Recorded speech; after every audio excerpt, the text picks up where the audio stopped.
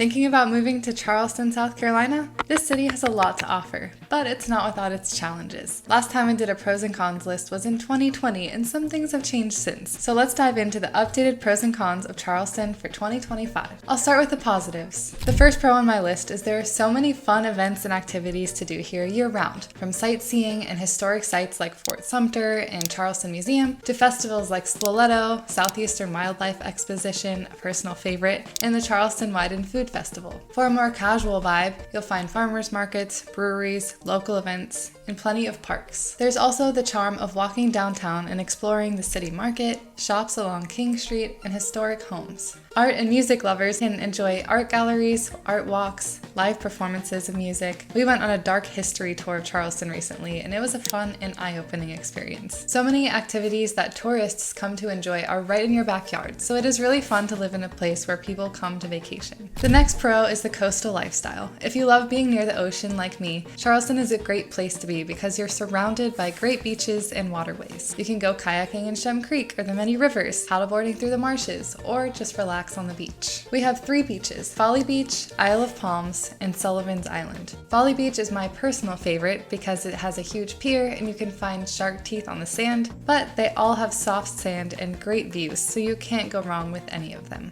Charleston is also a great spot for both saltwater and freshwater fishing due to the amount of marshes and estuaries. Boating is of course another great and popular way to enjoy the water and coastal wildlife like our dolphins. The third pro is Charleston's economy. For being a coastal town, it has a lot going for it, from the port and tech to aerospace, healthcare, and tourism. The unemployment rate in Charleston is 4%, which is slightly lower than the national average. And major employers include companies like Boeing, Volvo, Mercedes-Benz, MUSC, and Roper St. Francis, along with Joint Base Charleston. The South Carolina port is also a big driver of the local economy and has undergone a recent expansion. Even Google is investing billions of dollars for data centers to go in here. On top of that, Charleston has actually been nicknamed Silicon Harbor due to the growing tech scene. So the economy is growing and diverse with opportunity in everything from healthcare to hospitality, manufacturing, and technology. The next pro is Charleston's culinary scene. Some of the best meals I've ever had in my life were here in Charleston, and there is no shortage of restaurants to try. Charleston is known for more southern food and seafood dishes like shrimp and grits and fried green tomatoes, so I definitely recommend trying those out, but there are plenty of other options too. Some of my personal favorite restaurants of different types are slightly north of Broad, Page's Okra Grill, Co., and Mom Sob, but I've lived here for years and feel like I've barely scratched the surface of the food scene. Restaurant Week is one of the best times to try multiple courses at these higher-end restaurants for a decent price. Also, as you probably noticed, a lot of our annual festivals are centered around food, which makes it a great place to live if you like trying new things. The fifth pro is the mild winters. If you hate shoveling snow, Charleston is perfect for you. It does get cold enough to need a jacket, but winters here are pretty mild compared to a lot of states, with temperatures rarely dipping below freezing. The highs in the winter months are around 50 to 60 degrees Fahrenheit, and the lows average in the 40s. There are nights where it gets below freezing, but it usually warms up a decent amount during the day. And even if it's cold out, we have a lot of sunny days in the winter, which helps it to not feel so dreary. We have gotten the occasional snowfall, but the last snowstorm was in 2018, so it's pretty rare. Also, it stays warm pretty late in the season, like our leaves don't change colors until December, so that means more days to enjoy the outdoors. If you're like me and need the sun to be happy, Charleston is a good place, with enough temperature difference to still feel the seasons. Hold up, I recorded this video towards the beginning of January, but next week they're calling for snow. We'll see if it actually happens, but stay tuned because we might actually get snow this year.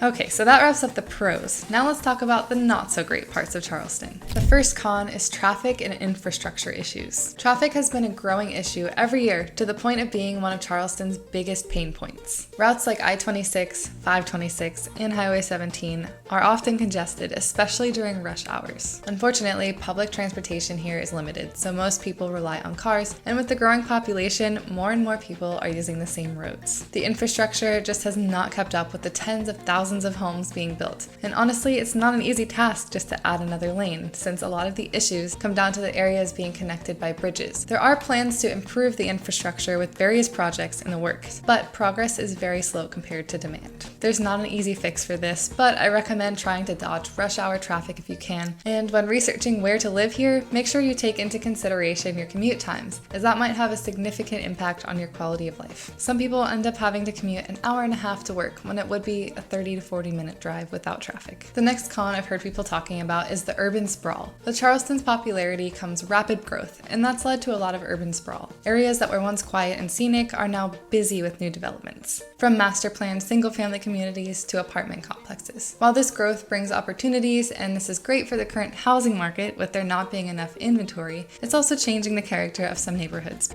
You'll hear longtime residents complain that the city is losing its historic charm as new construction replaces some of the natural heritage. Balancing growth with conservation remains a contentious issue, but most of the newer developments are trying to provide a lot of green space and preserve at least some forest. And some areas like Mount Pleasant are saying no to new building altogether.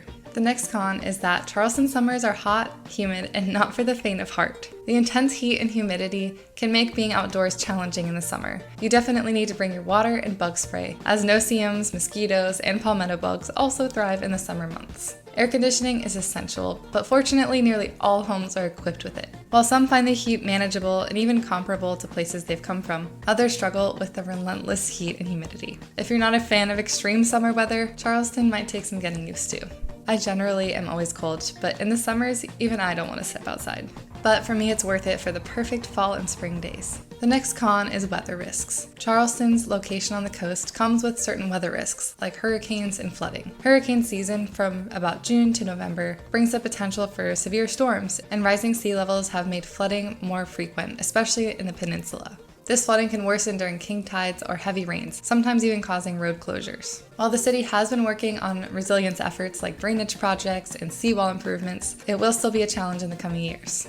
As far as hurricanes, we haven't experienced a major hurricane in recent years, but past storms like Hurricane Helene serve as reminders of potential damage that can be unexpected. Also, living in a coastal region means increasing challenges with homeowners insurance, as more companies are cautious about providing coverage in these areas. While plenty of homes in flood zones have never experienced flooding, these factors are important to consider when moving to the area. The last con I have on my list, and arguably one of the most important, is Charleston's cost of living and housing unaffordability. This has become a significant challenge. Home prices have surged, especially downtown and in popular suburbs like Mount Pleasant and James Island, making it difficult for many middle-income families to buy a home. Renters face similar struggles with steadily climbing rates. While Charleston's economy is strong, wages in many industries haven't kept up, so there's a widening gap of affordability. Also, general living costs have risen due to inflation, with higher prices for groceries, insurance, and other essentials. To help with this, some people have turned to the more affordable suburbs like Somerville, but this comes with drawbacks like